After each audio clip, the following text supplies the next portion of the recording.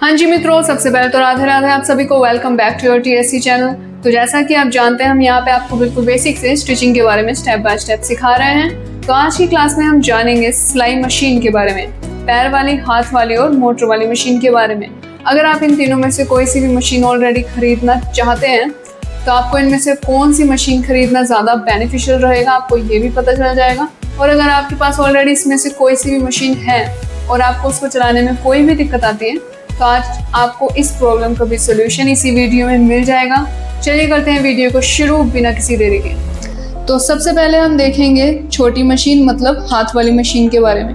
ठीक है, बेसिकली लोग इस तरीके से मशीन को चलाते हैं, इसी तरीके से चलाया जाता है, लेकिन कभी कभी ये यहाँ पे चलती नहीं है, फंसती है। तो उसको चलाने के लिए हम इस चक्री को ऐसे 2-3 बार घुमाएंगे तो अपने आप हैंडल घूमने लगेगा, फिर हम इसको इस तरीके से चला सकते हैं। ये तो था इसके चलाने का तरीका। अब देख लेते हैं धागा कैसे डालना है। तो हम सीख लेते हैं धागा डालना। तो धागा डालते हैं लोग बेसिकली इस वाले में, लेकिन इस वाले में डालने से यहाँ पे ये धागा लूज रहता है, तो यहाँ नहीं डालना है, हमेशा हमें धागे को इस वाले में डालना है। ठीक है, और अब हमें यहाँ इस वाले में धागे को डालते हुए इस चक्री में धागे को इस तरीके से डालना होगा। ठीक है, इसको ऐसे खींच लेना है। उसके बाद यहाँ से इस तरफ से इसमें धागा डालना होगा। ठीक है, धागे को थोड़ा काट लेते हैं। उसके बाद यहाँ से हम धागा डाल के इस तरफ को निकाल लेंगे। फिर उसके बाद सुई में भी इस तरफ से डाल लेंगे धागा। ठीक है, अब ये हमने ऊपर का धागा डाल दिया है। अब नीचे का धागा डालने के लिए हमें फिरकी को पहले भरना है, फिर धागा डालना है। तो अब हम भरेंगे फिरकी में धागा। धागे को हमने इस तरीके से पकड़ लेना है और ऐसे हमने फंसा के अपने उंगली में इस तरीके से 2-4 बार इस तरीके से लपेट लेना है। फिर हम एक बड़ी सुई ले लेंगे।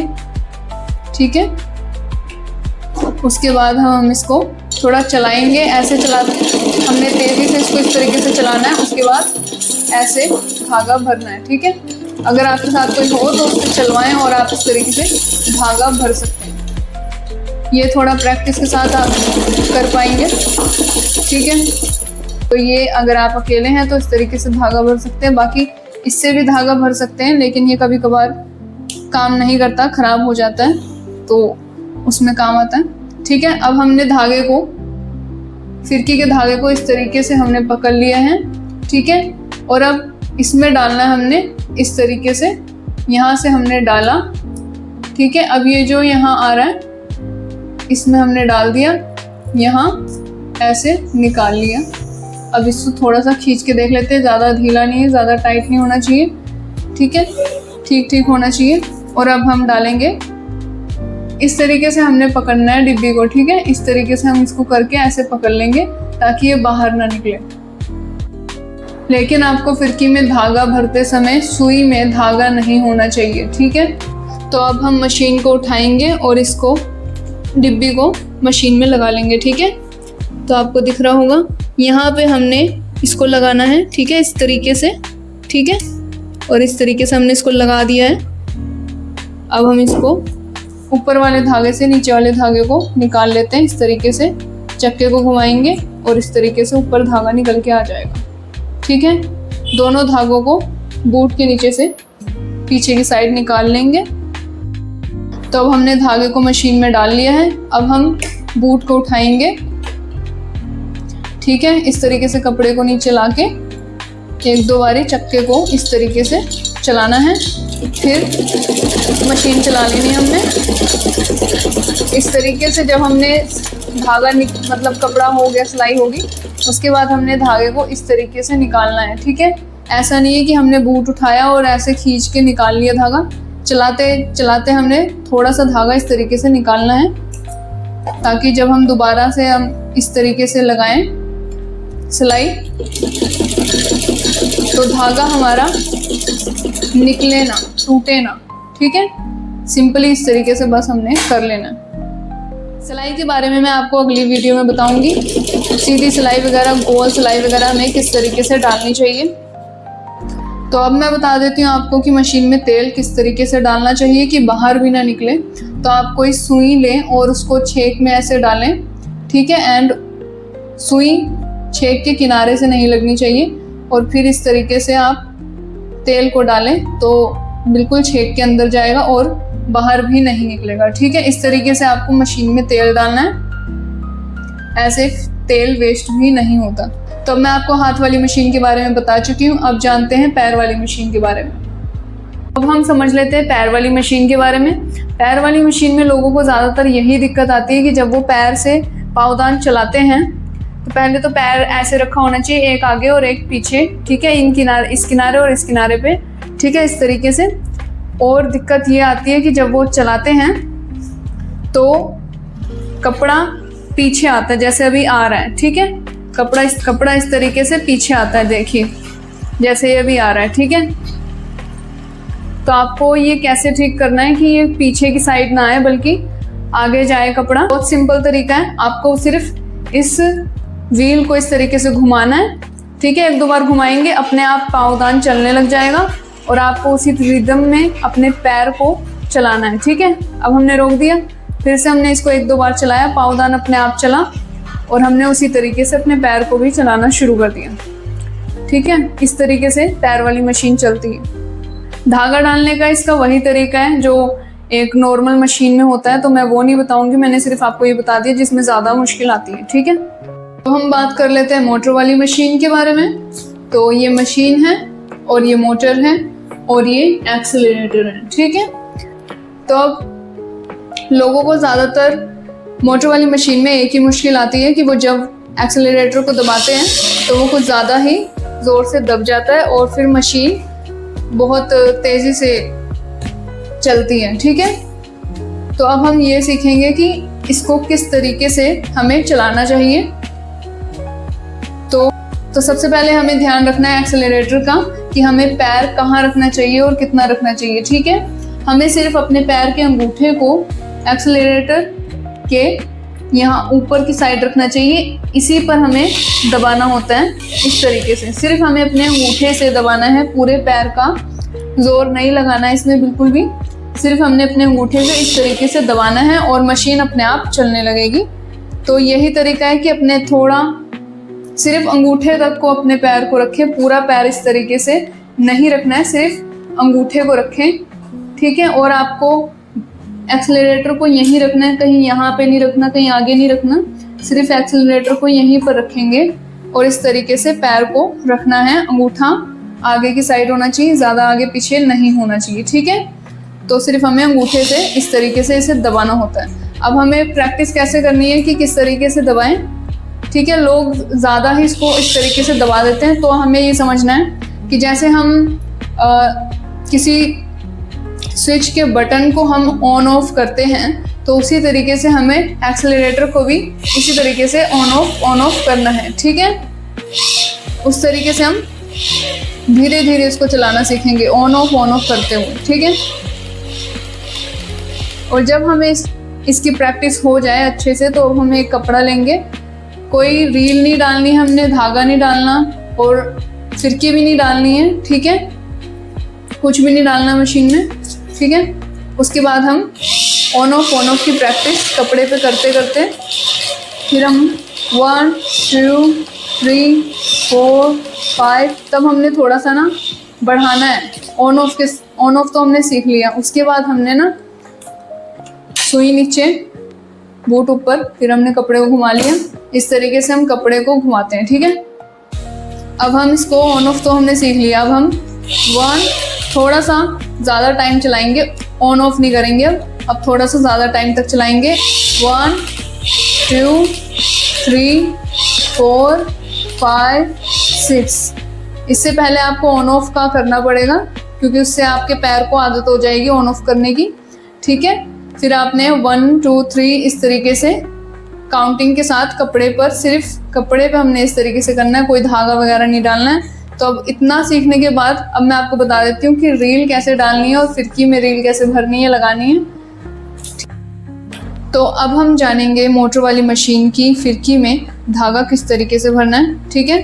धागे को लिया, उसी तरीके से हमने जैसे छोटी मशीन का लपेटा था उसी तरीके से हमने ऐसे 1-2 बारी लपेटना है, ऐसे पकड़ लेना है ना एक साइड से, ठीक है। ऐसे लपेटने के बाद हम इसमें इस तरीके से सुई डाल ली और इसका ये साइड हमने ऐसे दांत में फंसा लेना अपने।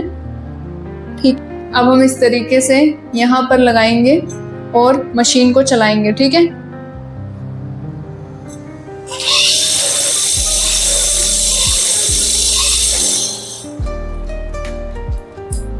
अब ये भर चुका है। इस तरीके से भरना आसान होता है, वैसे तो हम यहाँ से भी भर सकते हैं, बट मैं हमेशा यहीं से भरती हूँ क्योंकि ये ज़्यादा बेटर रहता है।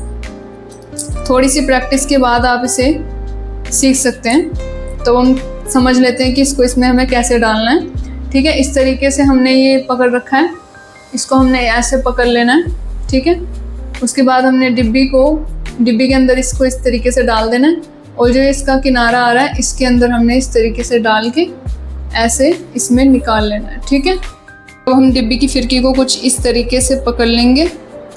ठीक है, ऐसे इसको ऊपर करके यहाँ हम तो इस तरीके से अब हम डिब्बी लेंगे और मशीन में लगा देंगे। तो इसका एक ये भी फ़ायदा होता है कि यहाँ शटल नहीं होता, नाल होती है, इसमें धागा नहीं फंसता। जो छोटी मशीन में शटल होता है उनमें धागा भी फंस जाता है। ठीक है, तो अब हम ऊपर का धागा डालना सीख लेते हैं कैसे डालना है। पहले तो हम रील लेंगे, उसको इस तरीके से इसमें डाल देंगे। ठीक है, धागे को थोड़ा शार्प हो जाए इसलिए कट कर देते हैं। सबसे ऊपर वाले में हम यहाँ पे धागा डालेंगे इस तरीके से और जो ये चक्री है इसके अंदर हम यहाँ पे डाल देंगे इस तरीके से। ठीक है, खींच लेना धागे को, ठीक आ रहा है, ज़्यादा ढीला तो नहीं है। अब हम इस वाले में भी यहाँ की साइड से डाल के इस साइड निकाल लेंगे। ठीक है, निकालने के बाद अब यहाँ से भी हमने इस तरीके से निकाल लेना है और अब हम सुई में डालेंगे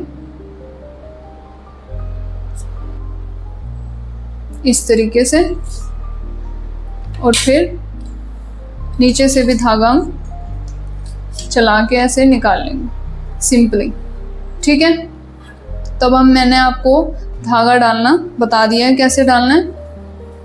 अब इस तरीके से जब आपको मशीन की प्रैक्टिस हो जाए तो कपड़े को बूट के नीचे रखने के बाद हमें इस रील को इस तरीके से 1-2 बार इस तरीके से घुमाना है। उसके बाद हमें मशीन को चलाना है। ठीक है, और हमें अपना हाथ इस तरीके से, हाथ की उंगलियां नहीं रखनी है, ऐसे नहीं करना हमने इस तरीके से अपने हाथ को ऐसे रखे रहना है यहाँ पे। ठीक है, या फिर आप इसे छोड़ के भी कर सकते हो। अब मैं बताती हूँ कि हमें हाथ यहाँ पे क्यों रखना है। जैसे कि ये निशान लगाया मैंने, हमने इसको यहाँ तक रोकना है, तो हमें इसको इससे रोकना है। ठीक है, ऐसे रोकेंगे हम, वरना मशीन जिस तरीके से चल रही है वो ऐसे रुकते रुकते रुकेगी। ठीक है, पर हमें जब एक पॉइंट पर रोकना हो इस तरीके से तो हम उसे इस तरीके से ही रोकेंगे। ठीक है, उंगलियां मेरी नहीं लग रही है, सिर्फ मेरी हथेली इस पर लग रही है। ठीक है, बस थोड़ा सा हमने इसको टच करना है। ठीक है, जितना ज़रूरत पड़े हम उसको इस तरीके से टच करेंगे, बस इस तरीके से हम इसको आराम से रोक सकेंगे ऐसे।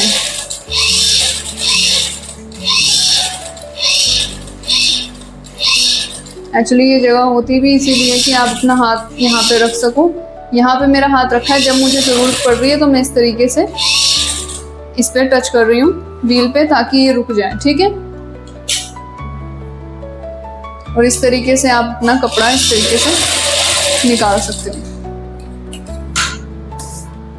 अब बात कर लेते हैं कि आपको कौन सी मशीन लेनी चाहिए और कौन सी मशीन नहीं लेनी चाहिए। ठीक है, अगर आप बिगनर हैं, अपनी ज़िंदगी में कभी भी मशीन नहीं चलाई है और आपका बजट भी कम है, तो आप हाथ वाली मशीन लीजिए। ठीक है, और अगर आपने कभी मशीन चलाई है या फिर आपको लगता है कि आप मोटर वाली मशीन चला सकते हैं, तो आप पैर वाली मशीन लेने से बेहतर आप मोटर वाली मशीन ही लीजिए अगर आपका बजट ठीक ठाक है।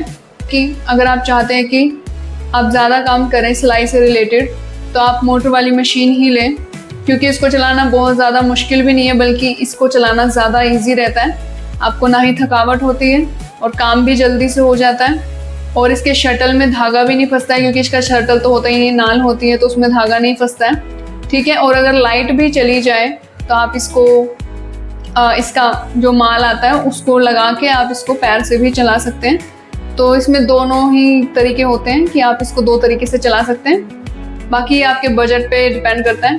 और इसका एक और बेनिफिट है कि आप इसमें किसी भी तरीके के बूट लगा सकते हैं, इसमें कोई दिक्कत नहीं आती है। वो आपको वीडियोस में आगे पता चलता जाएगा जब हम डालेंगे। तो अगर आपका बजट कम है तो आप सीधा हाथ वाली खरीदें मशीन, और अगर आपका बजट ठीक ठाक है तो आप मोटर वाली अम्ब्रेला मशीन खरीद सकते हैं। ठीक है, आई होप सो आपको ये वीडियो काफ़ी यूज़फुल लगा हो। यूज़फुल लगा है तो चैनल को सब्सक्राइब, लाइक एंड शेयर ज़रूर करें, और कमेंट भी करें कि आपको वीडियो कैसा लगा, कौन सा पार्ट आपसे रिलेट करता है। तो मिलते हैं नेक्स्ट वीडियो में। Take care, see you soon and good bye.